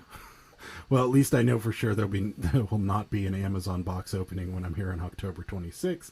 He loves throwing in plugs for himself. He's so good at it. And he also says he ships internationally, 4 pounds and under, direct international. Over 4 pounds, GSP never had an issue. We did that a couple of times with just regular international shipping on eBay, and it is cheaper than GSP because GSP charges the buyer for the packet, for the shipping from us. So if it's priority and it's going down there, let's say it's a flat rate padded envelope, they charge them the $8, and then they charge them whatever duties and fees and things like that. So it is expensive, but it's a no-brainer for us because it's way too complicated to try, and especially if you're going overseas, because if you're going to the UK or going anywhere in the European Union, they all have different rules and they all have different things, and it's all, you get different claim forms. It's just a lot. And then a lot of the people that are asking you to ship out of the country are in countries that you might not want to ship to in the first place. Like you said, you got someone from Asia that was asking if you ship to Asia, and it's just, my question when they ask us that question, it's always the same answer. If GSP ships there, I ship there. If they don't, I don't. Like, sorry. Right. Rosie says, I just had my first GSP sale. Wouldn't even have known if it wasn't for how much they paid for shipping. Yeah. Well, that's a new thing on eBay. Did you notice this too? That the shipping costs, like, it used to just be like the buyer has paid the total amount with the regular shipping. Like, so if it's a padded envelope, it's the regular amount plus $8. Now, if they buy something in their GSP, it says like buyer bought a pair of jeans for $16, and it says buyer paid $63.04 or something like that. So it gives you the total amount. I really don't look at the shipping prices too much, but I just know when I'm looking at the shipping label and it says it's going to a certain place in Kentucky, I just know it's global shipping. But I mean, I would just go ahead and enroll and do the global shipping program. I haven't had any major problems with it. So, Ed, if you're still on, I have a question for you. And maybe you know the answer to this question too, Jeff. If you live on the West Coast, do you still ship to Kentucky, or is there a West Coast depot? I'm pretty sure I'm pretty sure there's only one hub in Kentucky. I'm pretty sure about that. Yeah. We got another question. Super Fast Tortoise says, how would you go about an item pricing if you can't find solid comps on it? I assume that might be sold comps on an item that you are trying to sell, but no good comps on any platform. Are you going to make it up high or what? No, I'm not even going to buy that or try to sell that item. Super Fast Tortoise. Well, if you have some item at your house and you've got no money tied up in it. Let's say it's an old CD or DVD or Blu-ray or video game, and you have like no money tied up in it. I would just, list it. If you can't find any good sold comps on eBay, you can do something. I don't have my app in front of me, but you can take a picture on eBay, and then a lot of times you can do an image search, and it'll help you find the item. You can look at the sold comps from the past 90 days, and you can also look it up on Google, like not just on eBay, but you can Google it, and if there's somebody else that's like maybe Amazon or some other platform is selling that same item as you, or even if it's a private company. Like my brother sells remotes all the time, and sometimes he has to look up the serial number or maker model number or whatever, and sometimes he'll have to go use Google Lens to try to find another company that has the same exact serial model as him, and he'll look it up on Amazon, he'll look it up on Google, and sometimes you'll find other companies that are selling that same item. But I would just I would try eBay first, and then I would try Google, and then they'll show you everything. They'll show you something, if it's something on Etsy, if it's on Amazon, if it's wherever, Google will be able to find it. Another thing to note too, super fast tortoise, if you're using the barcode to search for it, a lot of the times the barcode won't be something that's in eBay. So if you type it in manually, you might come up with sold comps. Like there's been a bunch of times where I've looked for something and I've scanned a barcode and nothing came up, and then I actually went in, looked it up, manually by just typing it in, and then a bunch of them came up. So that might help. Ed answered my question and said yes, he also ships to Kentucky, so that's good. Well, yeah. You think there would be more than one? Yeah. I don't think so. Yeah, because I guess California to Kentucky would cost more than like us, Pennsylvania to Kentucky. You know what I mean? I don't know. Right. Well, it would have to. Is it? It might be dead center in the middle of the country. I have no idea. Well, Kentucky's really not in the middle. No. SM Postcard says, I'll be shipping priority for almost everything during this holiday season. Figure it'd be cheaper than estimated refunds and time lost during crappy USPS timelines. That's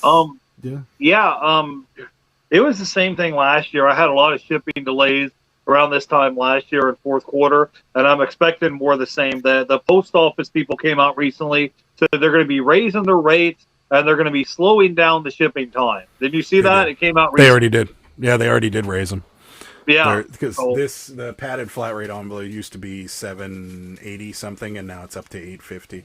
And then they're slowing down first class mail. So first class mail used to get there just as fast as priority. Now it's going to be a day or so. Yeah, there was like a map or something online, and it would show in like red, and there was different zones depending on how many days it was going to take there to get delivered.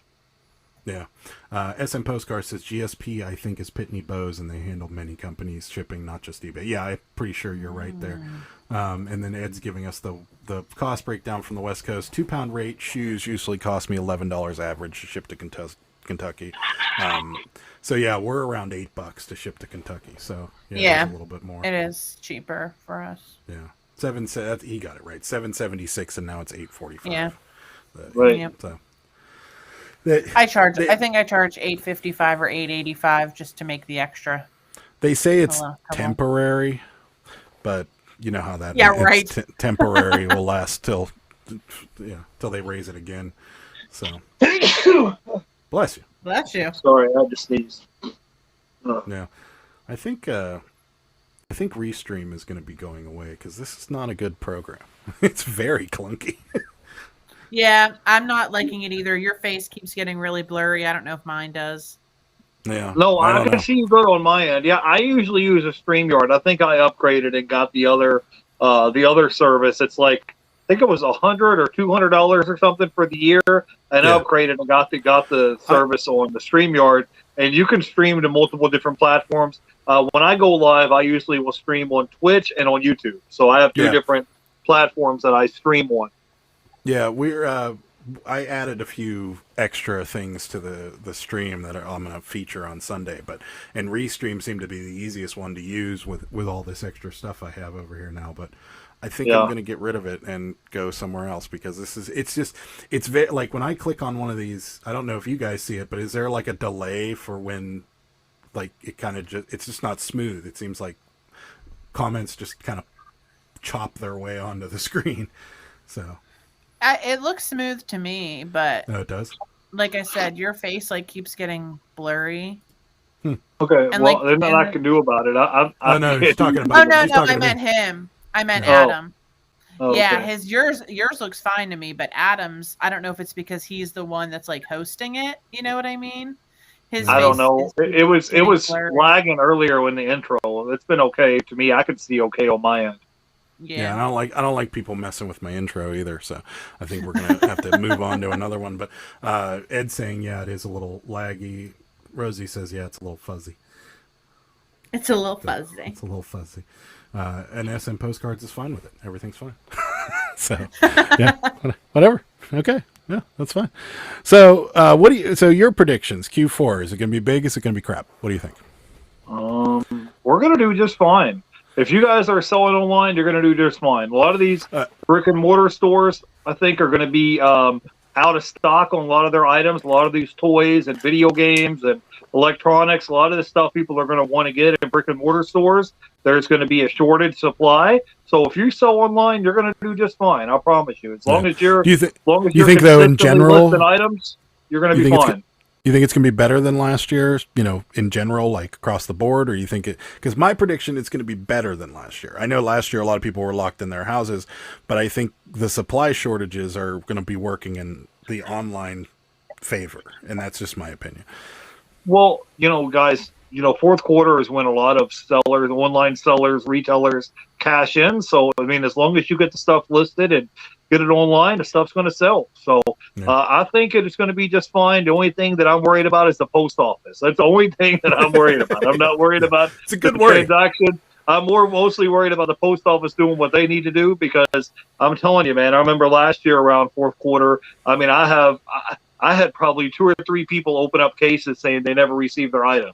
And then, when you start doing 4 or 5 of them a day, 3 of them a day, and people are saying they can't find their items, and I've went to the post office, handed them specifically to make sure that they got scanned into the tracking system, and then the post office is telling me they can't find it, and I'm like, bro, I have a receipt, I have a tracking number, I have everything. So I don't know why you can't do your job properly, but I think it just really is going to depend on what the deal is with the post office. And earlier, there's a lot of places that are short staffed, so there's a lot of people that post office are going to take vacation days around the holidays. So I think we're going to do really well.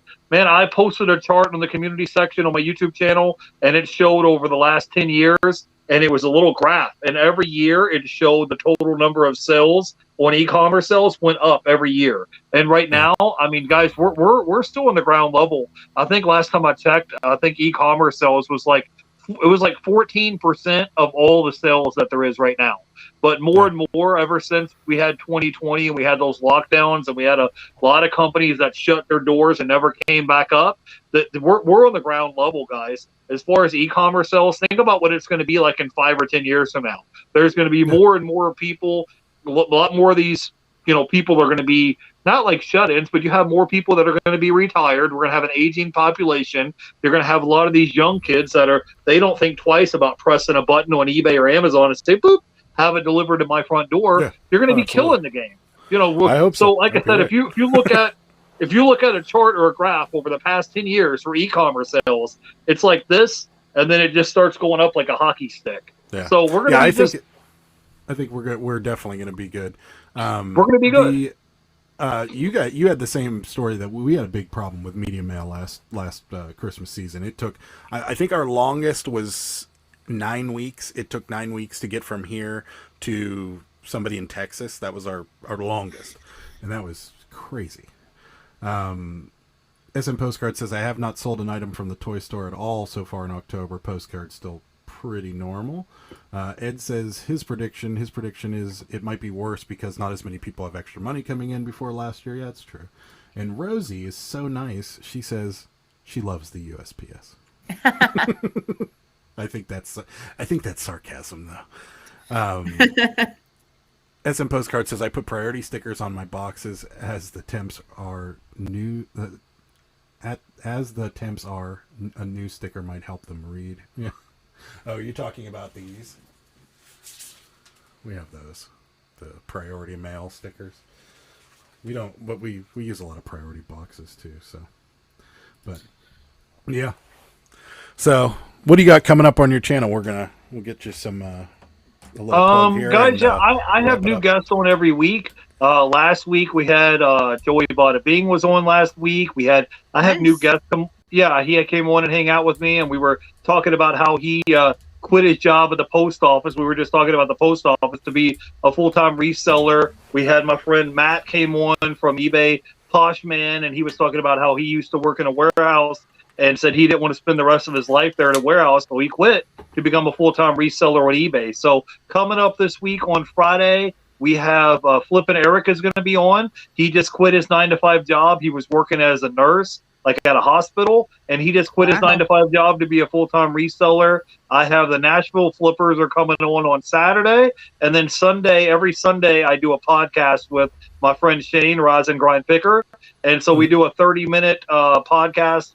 It was on my channel, and then the other half pops it on his channel. So usually we do that every week on Sunday, but sometimes things come up. It's life. Last week Shane was sick. He couldn't make it, and, life happens, but yeah, that's what I got coming up. I got Flippin' Eric coming on tomorrow on Friday, Nashville Flippers Saturday, and I got Shane, Rise and Brian Picker will be on Sunday. So that's what I got coming up, and next week I got a few guests that I'm working on for next week. So we'll see. When my channel, I try to have, I know it sounds kind of stupid, but I kind of make it almost like, in my mind, I think about like I'm putting on a rock concert, and so you want to have, like what I try to do every week is I try to have like a big name guest, right, that draws attention to my channel, and then I want to use that to help lift the other people that no one's ever heard of, right? Yeah, so like last week we had Big Cheese Thrifts, and he's a small channel. He had like 250, 300 subscribers, but then I'll bring on other guests like Joey Bada Bing or people that everybody knows. So that way, when it draws eyeballs to my channel, I try to use that to help lift other people that no one's ever heard of before, For sure. Yeah. So I have actually been meaning to ask him. I haven't had a chance yet, and I got a book for November, and I planned on asking him too. He seems to be a good guest. Yeah, I've seen him on a couple of them, and I've also watched his live stream on Mondays with him and Drew, and they're great. And the cool thing about his stream is that there's the vast majority of people in there are YouTubers and resellers, and then there's a whole it's just a giant community of resellers, and it's great because I've gotten questions that I didn't know answers to out of that stream and so forth. So, yeah, I've been meaning to ask him too, because I think he probably was he a good guest? I mean, you're probably not going to say no. I think we had like over 300 views so far in the last couple of days, and he's always been nice to me, and it's just nice hearing people's stories of how they were like, hey, I've been at my job for years now. I don't want to work here 30 years and retire at the post office. I want to be able to kind of, take matters into my own hand, be my own boss, make my own schedule, and be an entrepreneur. And he quit his job at the post office to go full-time reselling. And both him and his girlfriend are both full-time resellers. So it's cool to talk to different people and hear different perspectives. Like, he's young. He's only 24 years old. He still has a whole life ahead of him. I'm like, dude, you can't fail. You can't screw it up. And if you do, you're only 24 years old. You can always go back to working a 9-to-5 job. You could always get a part-time job on the weekends or something. Like, you're going to be okay. So it seems to be a common thing these days. It seems like a lot of people are starting to realize that, this is not something that doesn't, if you plan it right and you do it right and you run it like a business, it is a business, and it is a viable business.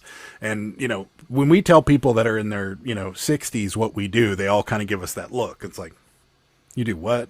And then there's people that are younger than us, and they're all like, oh yeah, that's great. It's awesome. And it's interesting to watch some of these people that leave things like a post office job.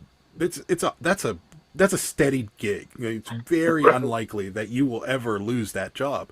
And when he left, there was two people that did it recently that I was like, whoa. He was one of them. And Kevin from Commonwealth, when he left his teaching job to become full-time, I was like, wow, that's impressive, because those are steady, good paying jobs for the most part. And, it just goes to show you what this business can be if you work at it long enough. And it's incredible. Well, guys, like I told you, we're on the ground floor of this reselling game. So in 5 or 10 years from now, whenever that 14% jumps up to 25 or 30%, of all sales. Like that's just all sales nationwide. So if we're at 14%, next it's going to hit 16, 17%, then 18, then 20, then 25, then 30. So it's like when you start looking at that graph and you look at the chart over the past 10 years and it starts going up, dude, we're still on the ground floor. You know, there's going to be plenty more profits to be made. And when more and more people start going online, people go on eBay to try to save a few bucks, you know?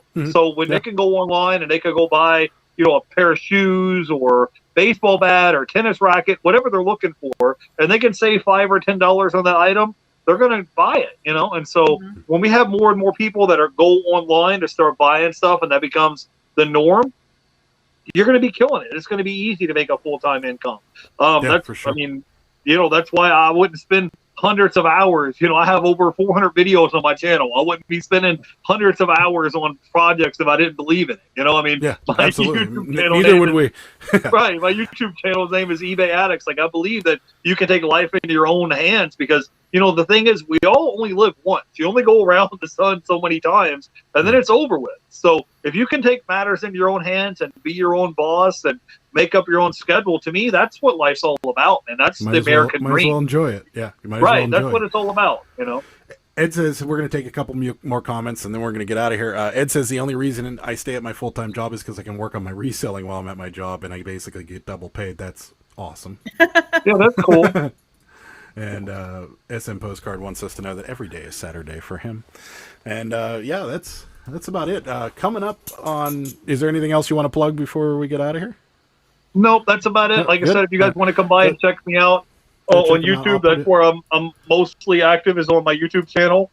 And like I said, we have new guests coming on every week. So if you want to learn more about reselling, if that's, you know, if you want to learn more about that, you want to hear about different stories of different people of how they got started into reselling, what their business model is. Like, we have Nashville Flippers coming on Saturday, and they go and they bought an Xbox One at, you know, an Amazon return bin store for $7, sold it for $200 the same day. So everybody has different business models. You know, where is this store? Well, it's in Nashville, but I mean, it was a bin store, and they've been going to it for 3 years, and they'll pull out video game consoles for $7. I mean, we had eBay Poshman on, and he'll buy shoes and clothes from, you know, Ross and Marshalls. He'll buy a pair of cleats for $20 and turn around and sell them for $100, $120, and pay zero fees to eBay because it's an athletic shoe over $100. So if you want to learn more about different people's business models and what they do and don't do, and advice and tips and tricks, you can come by and check my YouTube channel out. Like I said, we have new guests on every week, and I usually will go live probably 4 to 5 days a week. But that's it. I don't really have anything else to plug. I appreciate you guys having me on today. Yeah. No problem. We appreciate you coming on. Link is down there in the chat for Jeff's channel, eBay Addicts. It's right there on the screen right now. Coming up on our channel, real quick, because it's my channel, I'm going to plug a little bit. Go ahead. This Sunday, Pittsburgh Picker Live with me and Sarah. We have a special giveaway coming up on that Sunday. It's going to be really funny. And then just because Mark's going to do it again, he's really great at self-promoting. Mark your calendars for October 26th. He's coming back to talk about some postcards and Amazon returns, which will be just awesome. But no, coming up on the channel, we've got What Sold video coming out tomorrow, and then Pittsburgh Picker Live again on Sunday, and then your usual, I think we're going to go to an auction, and this auction that's coming up, it's pretty big. So we're going to go on Saturday. Yeah, so an auction video coming out on Monday or Tuesday, and then your usual thrifting videos and so forth. So that's about it. Sarah, do you have anything you want to mention before we get out of here? No, never. All right, guys. Well, thank you guys so much for stopping by. We really appreciate it. And yeah, until next time. Bye. Bye, guys.